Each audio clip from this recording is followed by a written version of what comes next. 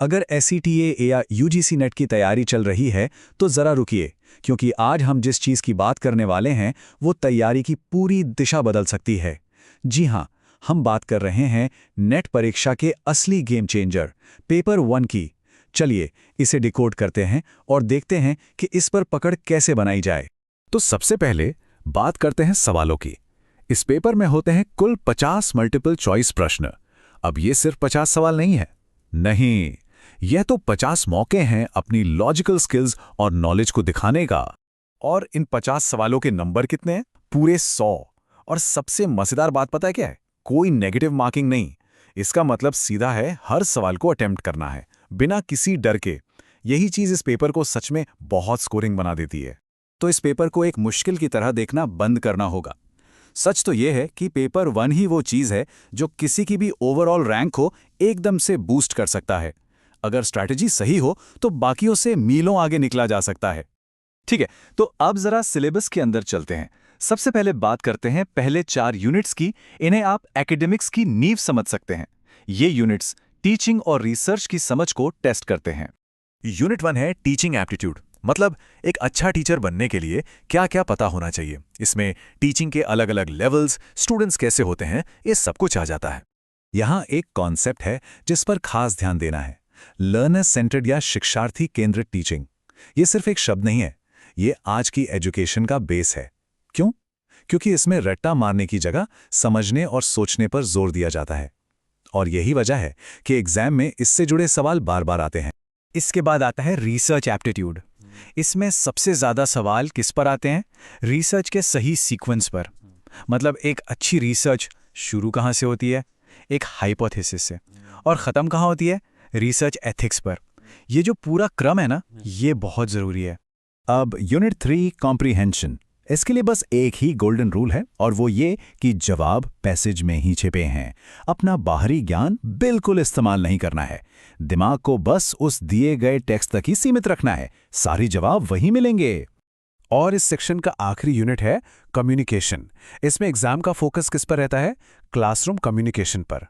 Teacher और student के बीच बातचीत में क्या रुकावटें आ सकती हैं और उन्हें कैसे दूर किया जाए। एक अच्छे टीचर के लिए यह जानना बहुत जरूरी है ना।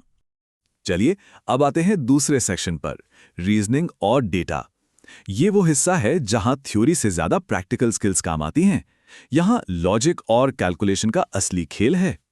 यूनिट 5 और 6 दोनों ही रीजनिंग पर हैं, लेकिन थोड़े अलग हैं। एक है मैथमेटिकल रीजनिंग, जिसमें परसेंटेज, रेशियो, एवरेज जैसे सवाल होते हैं, और दूसरा है लॉजिकल रीजनिंग, जिसमें सिलॉजिज्म, ब्लड रिलेशन जैसे पजल्स होते हैं। और हाँ, इन दोनों के लिए एक ही मंत्र है, प्रैक्टिस, प्रैक्टिस और प्रैक्टिस। अब आते हैं डेटा इंटरप्रिटेशन पर। यहाँ सबसे बड़ी गलती क्या होती है? लोग स्पीड के पीछे भागते हैं और एक्यूरेसी खो देते हैं। तो स्ट्रैटेजी क्या होनी चाहिए? पहले एक्यूरेसी पर फोकस करें, मतलब सही जवाब निकालने पर। स्पीड तो प्रैक्टिस के साथ अपने आप आ ही जाएगी। ठीक है, तो अब हम सिलेबस के आखिरी हिस्से पर पहुंच गए हैं। इन यूनिट्स को हम जनरल नॉलेज वाला सेक्शन कह सकते हैं, जो आज के टाइम में बहुत ज्यादा जरूरी है। यूनिट 8 है ICT, यानी इंफॉर्मेशन एंड कम्युनिकेशन टेक्नोलॉजी। ये एक बहुत ही स्कोरिंग यूनिट है। इसमें कंप्यूटर बेसिक्स, इंटरनेट और आजकल जो डिजिटल इनिशिएटिव्स चल रहे हैं, उनसे जुड़े सवाल आते हैं। एक खास टिप, फुल फॉर्म्स बहुत पूछे जाते हैं, तो उन्हें अच्छे से रट लेना है। अगला यूनिट है पीपल, डेवलपमेंट एंड एनवायरनमेंट। ये यूनिट समाज और पर्यावरण के रिश्ते को देखता है। इसमें sustainable development goals, pollution, climate change, ये सब आता है। इसको तैयार करने के लिए सिर्फ किताबी ज्ञान काफी नहीं है, करंट अफेयर्स पर भी पकड़ होनी चाहिए। और हमारा आखिरी यूनिट, हायर एजुकेशन सिस्टम। ध्यान रहे, ये पूरी तरह से इंडिया के एजुकेशन सिस्टम पर फोकस्ड है। UGC जैसी बॉडीज क्या करती हैं, आज़ादी के बाद कौन कौन से एजुकेशन कमीशन बने, इस तरह के सवाल आते हैं। इसमें मैचिंग वाले सवाल बहुत आते हैं कि कौन सी बॉडी का क्या फंक्शन है। तो पूरे सिलेबस का एक चक्कर तो हमने लगा लिया। अब सबसे बड़ा सवाल, तैयारी की सही स्ट्रैटेजी क्या हो? चलिए अब एक ऐसे स्मार्ट प्लान पे नजर डालते हैं जिससे स्कोर को मैक्सिमाइज किया जा सके। ये है सफलता का ब्लूप्रिंट। देखिए, कुछ एरियाज ऐसे हैं जहां से सवाल आते ही आते हैं, जैसे टीचिंग और रिसर्च एप्टीट्यूड के कॉन्सेप्ट्स को रोज रिवाइज करना है, और रीजनिंग के सवालों की प्रैक्टिस वो तो रोज करनी ही है। इसी को कहते हैं स्मार्ट तैयारी। तो हमारा टारगेट क्या होना चाहिए? एक अच्छा टारगेट है 50 में से 35 से 40 सवालों को सही करना।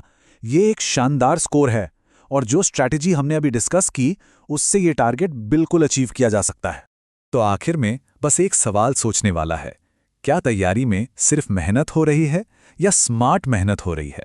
क्योंकि याद रखिए, सही स्ट्रैटेजी ही है जो पेपर 1 को एक मुश्किल नहीं बल्कि सबसे बड़ा रैंक बूस्टर बना सकती है।